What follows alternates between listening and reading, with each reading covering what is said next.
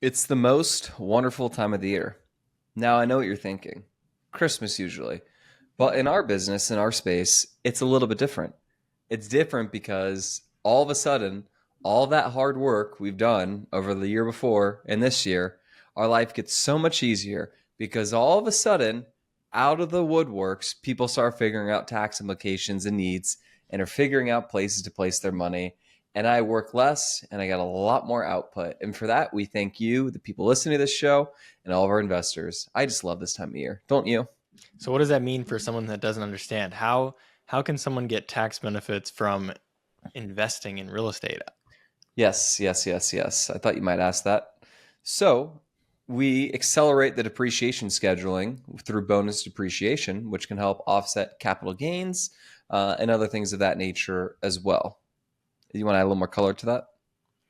No, no, I don't know anything about real estate taxes. Right, right. Of course. No, not at all. Not a thing.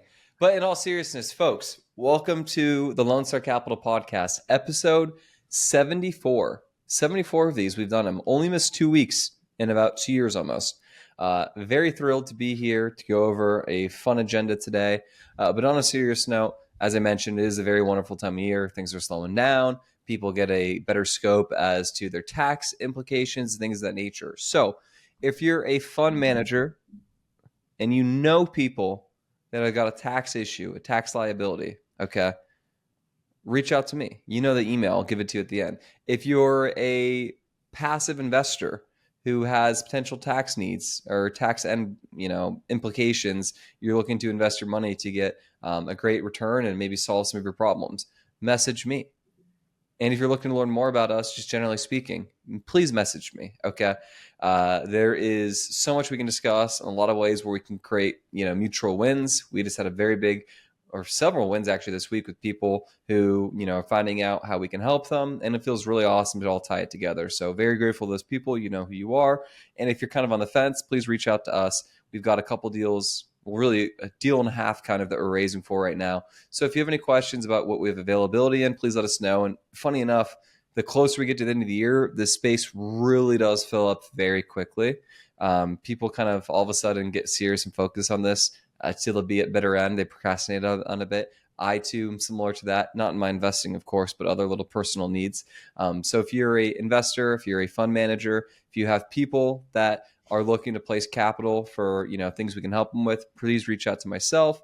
If you know someone who might benefit from this podcast, might benefit from these words that we're speaking right now to help them solve their goals, please send this to them. This could be very helpful. Help me, help you, help them. Okay.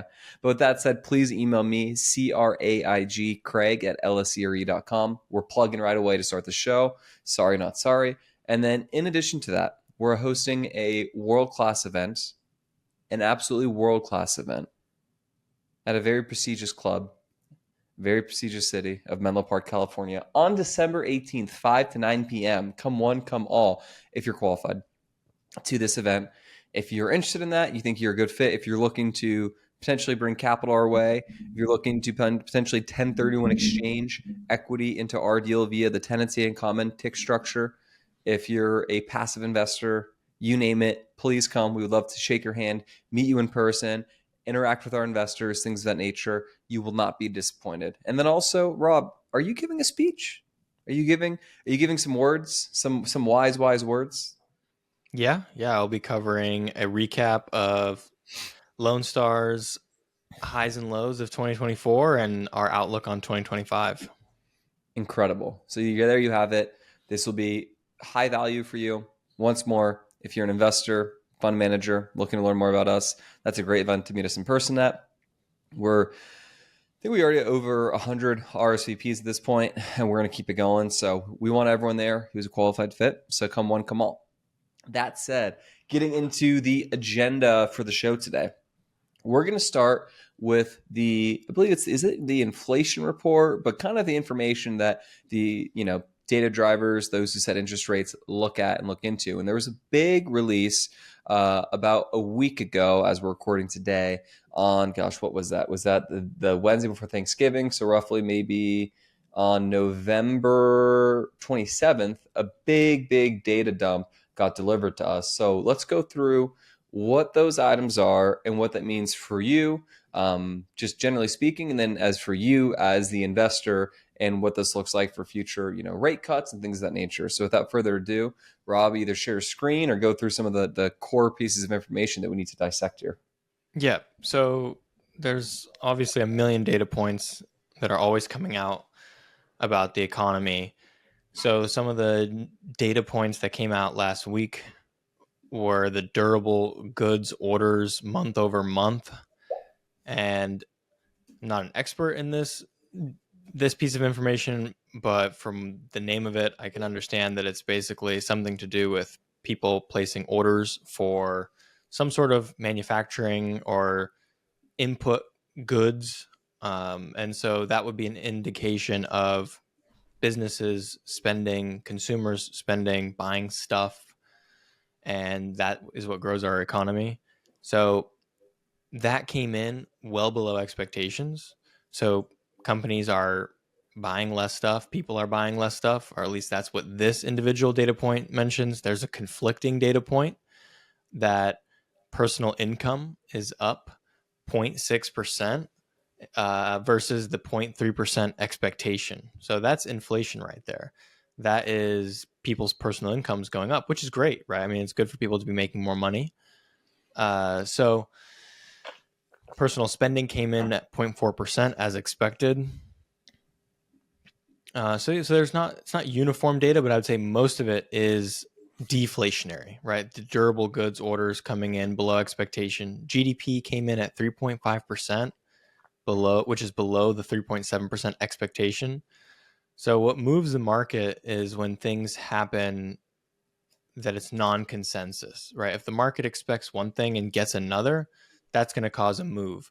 And so we've seen over the last few weeks or less, treasuries really rally, which means US Treasury bond yields have come down quite a bit. They're still much higher than where they were a couple months ago, but that's just kind of the volatility of 2024. It's been a wild ride, and I think it's going to continue to be a bit more wild in 2024.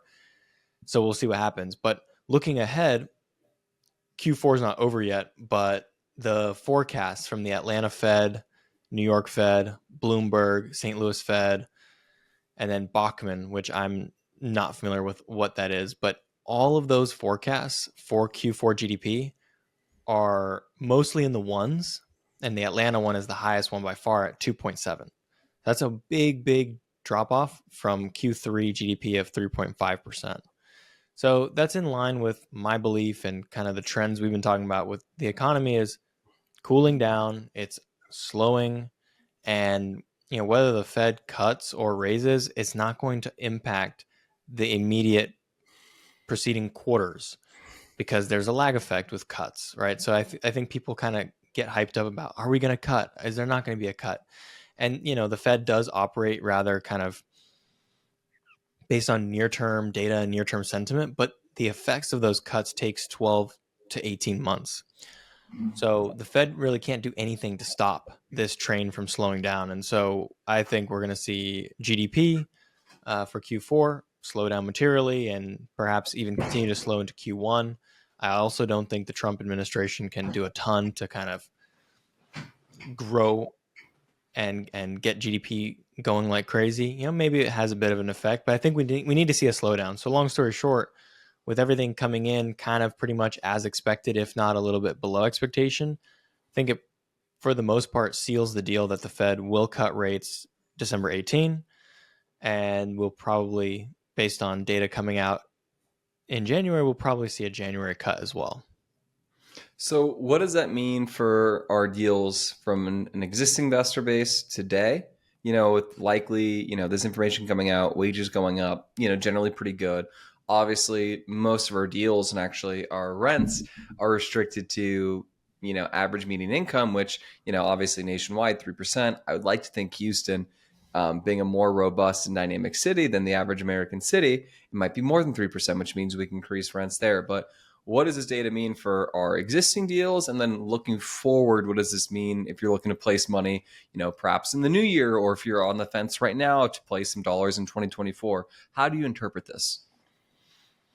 Well, it's really complicated because you've got fundamentals, which this data is speaking to fundamentals primarily, such as GDP and inflation. And so those are fundamentals. And then you have pricing, right? So pricing specifically to our assets, which would be Texas multifamily. And you could have a situation where rents are going down, but prices are going up. Or rents are going down, but prices are going down even faster. So it's actually a good time to buy, even though rents are going down. See, this is where the game is actually not as simple as you think, because you would think, oh, wow, rents are going down, bad time to buy. Could be true, could be also false. So everything needs to be looked at holistically. You can't look at one piece of data, right? Because I mean, I'd be happy to buy in a market where rents are going down, so long as I get to buy the property at a low enough price to justify the lower rents and perhaps the lower anticipated growth over the next couple of years. And that's frankly what the market is not doing right now. The market is not really allowing assets to trade down in price to a point where you are able to confidently buy in a weaker environment, knowing that things are going to reflect that and then get better later. People are already, we talked about this maybe before, but people are already looking out into the future and they're kind of discounting where fundamentals are today. They know that there's going to be a big supply shortage and they know that there's going to be a lot of rent growth, particularly in growth cities like the major markets of Texas. So the problem is it seems to me like the train is leaving the station. So I don't really look at this near term data as really much of anything as far as like, oh, prices are going to go up, prices are going to go down, or it's a good time to buy. It's just too difficult to say. And you say this all the time. We don't time the market. We just buy fundamentally sound deals. If a deal makes sense to buy and own today, then it probably will make sense to own 5 years from now, 10 years from now, if that's what ends up happening. Obviously, we tend to sell faster than that. But yeah, that's one big part of the equation. And then I know the other part of the equation that you want to cover are rates themselves, because all this economic data affects how rates trade, whether you're talking about treasuries, and then the Fed obviously controls SOFR. And so, and Brad sent us that Cushman article today talking about how heading into 2025, we've kind of flipped into the stage of the cycle where it makes more sense to float rather than fix. Now, that's not the case for every deal and for every borrower, right? Everyone has their own business plans. But if you are flexible and you're willing to look at the data unemotionally, you can perhaps see a lot of value in floating today, given the signals to a slowing economy, which means lower floating rates coming by way of rate cuts by the Fed. So, with that said, how do you view the optimal debt structure for 2024, which is obviously the biggest equity piece in any deal is the debt side of things, right? So, or sorry, 2025. Do you think it is smart and wise to get back to the floating structure? Do you like the bridge structure even on certain opportunities? Are you fixed till death? What is your thought process as things change? Because my opinion has changed a lot on this. So I would love to just kind of share our thoughts with all the people we're listening to. And, I think we'll have a good kind of reminding point about not being too dogmatic if your answer is what I think it's going to be. Well, from a strategy perspective, Lone Star has a strong bias towards fixed rates because we know that investors like the stability of a fixed rate. And if you like your rate today and the deal makes sense with the rate today, then you go ahead and fix. And if you like your rate today, you'll like your rate tomorrow, right? And that's not necessarily true with floating rates. There's more risk. You kind of have to wake up every morning and check, not literally every morning, but SOFR resets monthly and you have to check rates every month or so. And it's like, okay, am I comfortable with this situation? So there's more risk, more variables with floating. So I think the bias is towards fixing. So even if the numbers come out to be projected on paper to be slightly better to float, we would bias towards fixing. So the numbers have to look a good amount better floating to actually make that pivot towards floating, because we know the difficulties that we're going to run into from investors and their hesitations regarding floating rates. So that's a big issue for me. Big, I think, strategy, which is like part financial. Obviously, you want to underwrite the deal. What looks better from a projection standpoint? Stress test that. Obviously, don't use super aggressive assumptions and assume that the Fed's going to cut rates to zero. We're not doing that, of course. And of course, buying 2-3 year rate caps, whatever makes sense.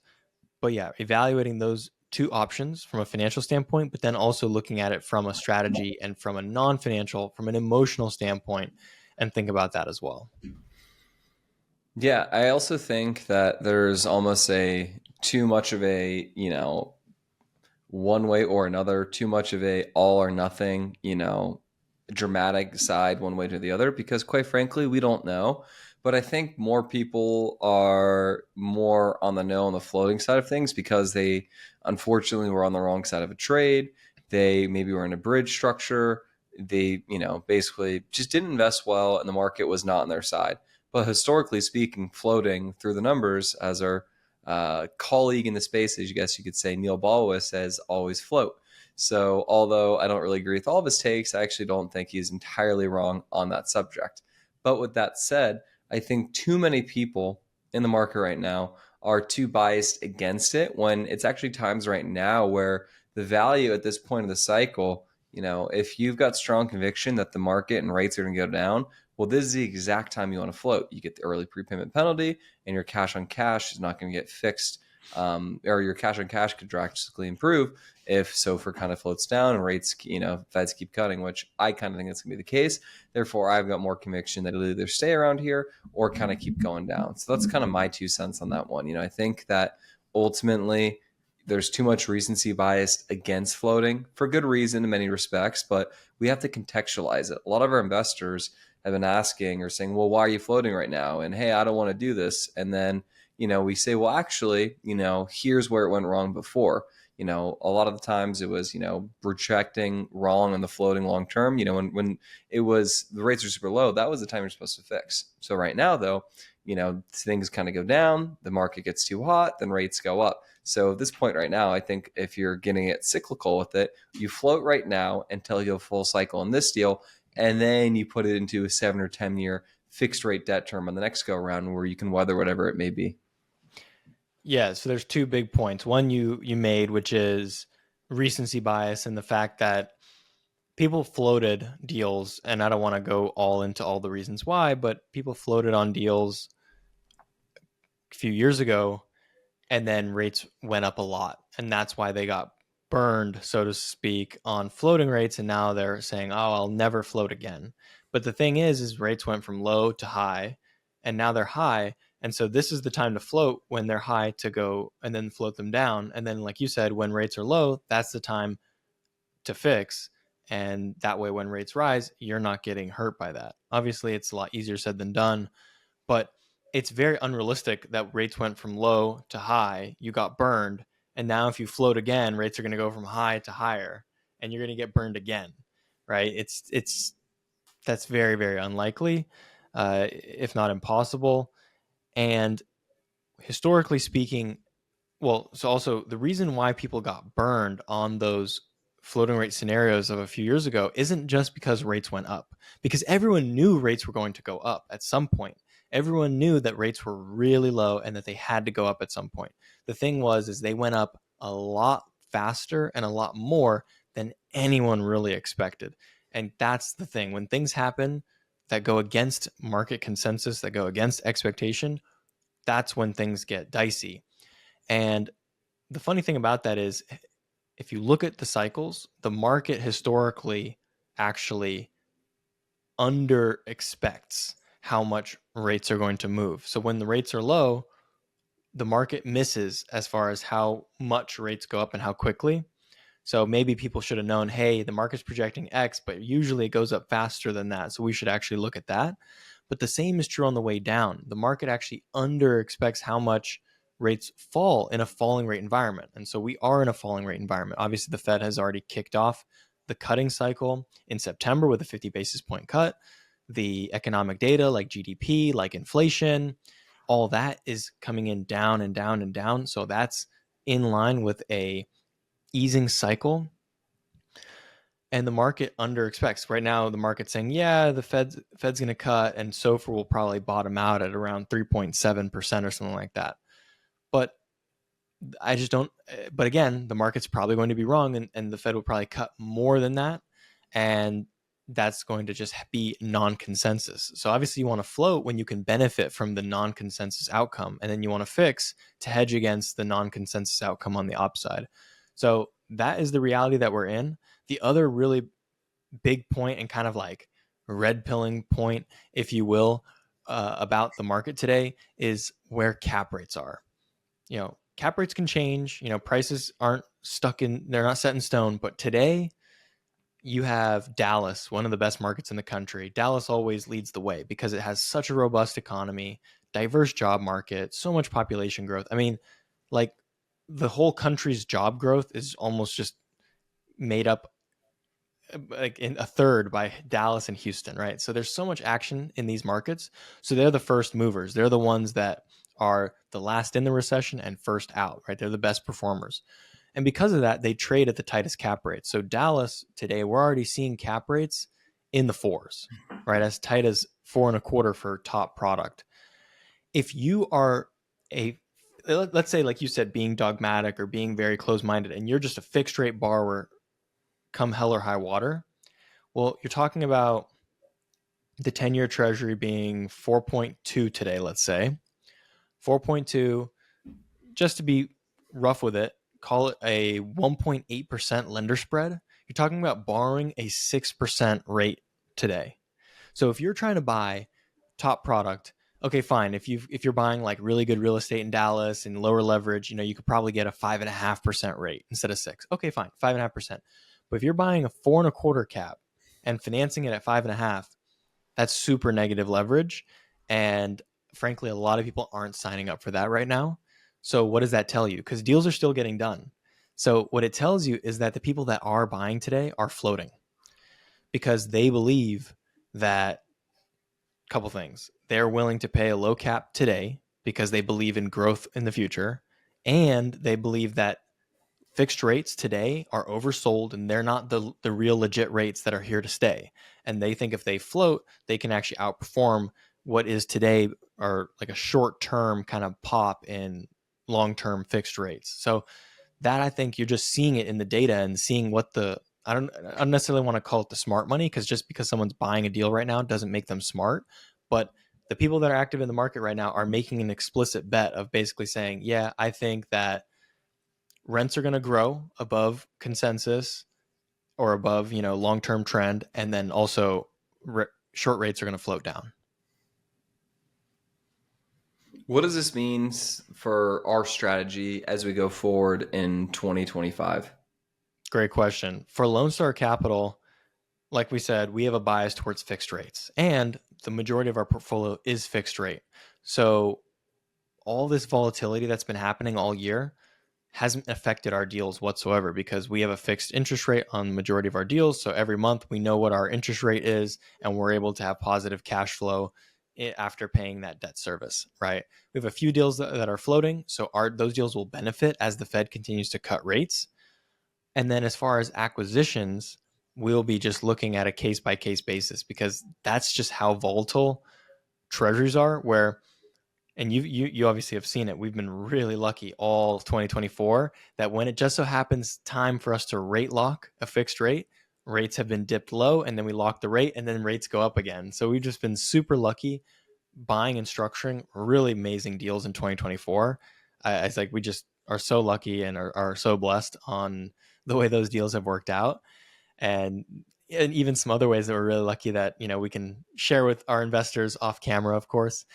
But I think for 2025, it's just going to be a case by case basis because if treasuries come back down to 3.5%, I think we'll be a fixed rate borrower. If treasuries stay where they are right now, about 4.2%, I think we'll be floating.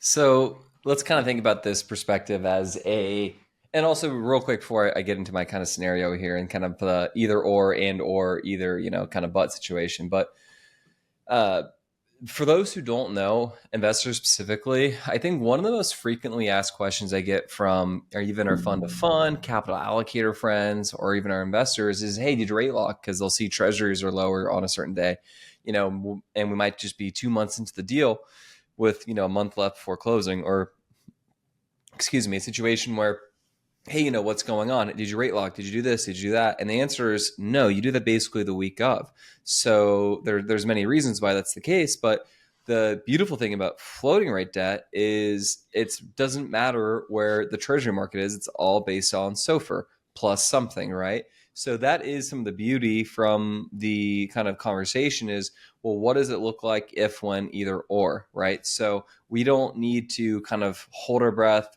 prayer, cross our fingers on treasuries being at a reasonable spot for us to close and transact when we do the floating rate debt structure. Of course, we want to, increase certainty, have everyone sleep well at night. So that goes to the next question, which is the either or scenario. What is that kind of magical line on a typical deal that would say, hey, no, this deal just doesn't make sense anymore. We've got to float. Or, hey, yeah, we like this. We're comfortable fixing here. Like, what is that debt number roughly? And for us to kind of underwrite a deal, because typically speaking, we send out these opportunities with the front-ended kind of debt structure in there, right? The kind of the terms and kind of like the key elements, key points. When you see me email a deal, for those who are listening, I'm sure you've seen the formatting of what we do. The important highlights. The debt's put in there, right? And we want to make sure people have as much certainty on the front end as possible, and we're not changing up the structure. But we can't control rates, we can't control where treasuries go. So I guess, what are those magical numbers where you and Brad look at it from an invest perspective, so they can kind of get an insights as to how we think, how you say yes or no to either or structure? Yeah, it's a good question. I think, like I said before, it has to be a no-brainer. It has to be that much better. So it's almost, and that's why it's taken so long to get to this point, because where we are today is we're approaching parity. So for today, let me just pull up my numbers so I'm totally up to date. So term SOFR is already trading down to about 4.5%. So if we were to borrow, let's say, a 7-year loan, the 7-year US Treasury is 416. So there's pretty good gap there, 416 versus 450 on SOFR. But we feel pretty good about a rate cut coming in December, so that would put SOFR at about 425. So you can see, assuming an equal spread, just for simplicity, your starting interest rate on the floater is about the same as your fixed interest rate on the fixed rate.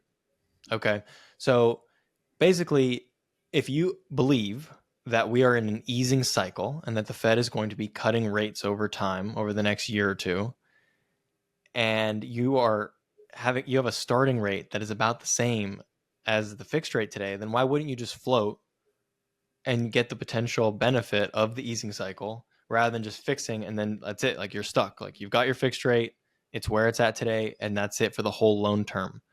Meanwhile, if you float, okay, your rate is about the same, and then you have the opportunity for it to float down, which it pretty much 90% chance it will float down. It's just a question of how much. Is it going to float down to expectation? Is it going to float down less than expected? Or is it going to float down a lot more than expected, which is typically what happens, because typically after the Fed has raised rates so much, you end up in a recession. And then once unemployment kind of spikes, then the Fed just starts cutting like crazy to try to stimulate us out of it. So there's a chance that rates don't bottom, that SOFR doesn't bottom at 3.7, but bottoms at 2.7 or even 1.7. Wouldn't that be nice? I think it's very possible, because if you look at this from a long-term natural neutral rate perspective, those are confusing terms because I don't really know what the difference is, but the Fed basically does a survey every meeting for what the natural rate is, right? Basically, like, what's the natural interest rate that they should set for the economy equilibrium? Like, what feels healthy? Yeah, they're not stimulating, they're not like pushing the gas pedal, It's like par. and then they're not slamming on the brake, right? So what's natural neutral? And if you just look at long-term rates over time, they kind of feel like 2%, 2.5% is about that rate. Today, because they are worried about inflation and because they're worried about everything, they feel like the natural rate's about 3.5%. So that could be a short-term phenomenon where people kind of realize, oh wow, actually the natural rate is about 2.5%, and if we're in a recession and we need to stimulate out of it, we actually need to be below 2.5% in order to stimulate the economy. So call it 2%, 1.5%. So that's on the table, and so I think it's you can get exposure to that upside without taking that much risk, in my opinion. Couldn't agree more. You want to end it early? One topic, one good topic, and we're done. Sure, I don't mind. Yeah, we'll do that. Any final thoughts on this one? Hmm. I don't know. I think it's a tough conversation to have because it's so emotionally driven because of the negative outcomes associated with floating rate deals that were borrowed and purchased in 2020, 21, and early 22. But if you really dig into the numbers and look at everything that we mentioned, I think you can start to build a thesis and get more comfortable with the floating rate option. Couldn't agree more. I'm kind of all in on it. I was kind of almost like a never float guy, but things change, understanding changes. You got to pick your spots like in anything in life. If you're playing football, there's a time to run the ball, there's a time for play action, and there's a time for pass, and there's a time to punt. If you're playing golf, find the fairways, right? So with that said, we want to be nimble. We want to be smart. There's a reason why everything we do, every little nitty gritty underwriting feature is there. Once more, guys, our deals are filling up very quickly this time of year. Like clockwork, people are looking for their end of the year needs.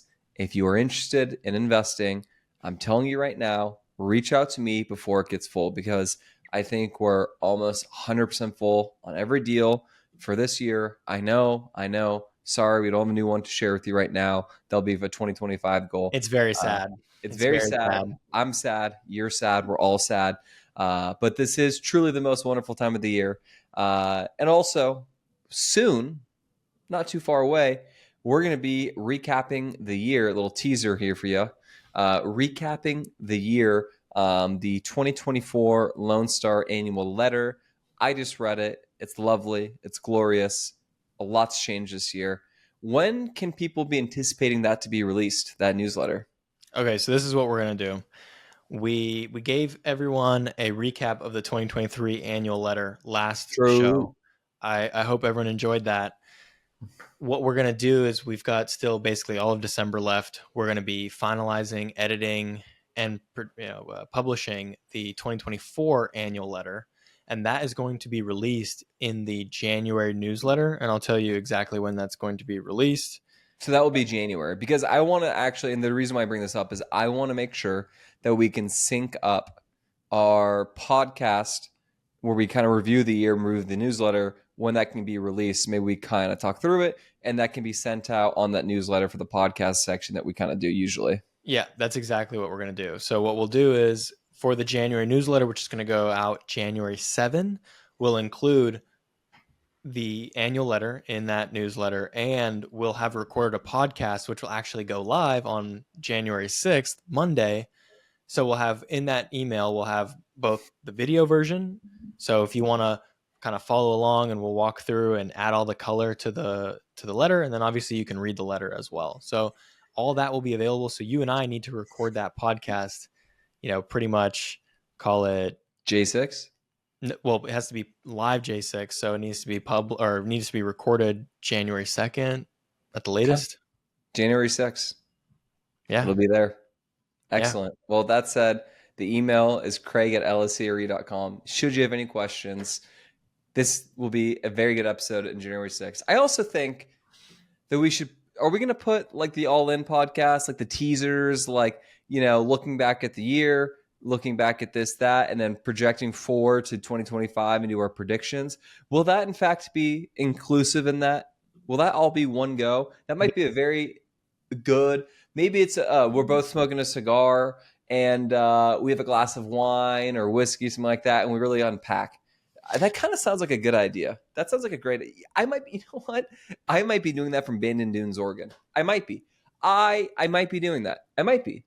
I won't be playing golf, but I'll be sitting in the backyard overlooking the golf course.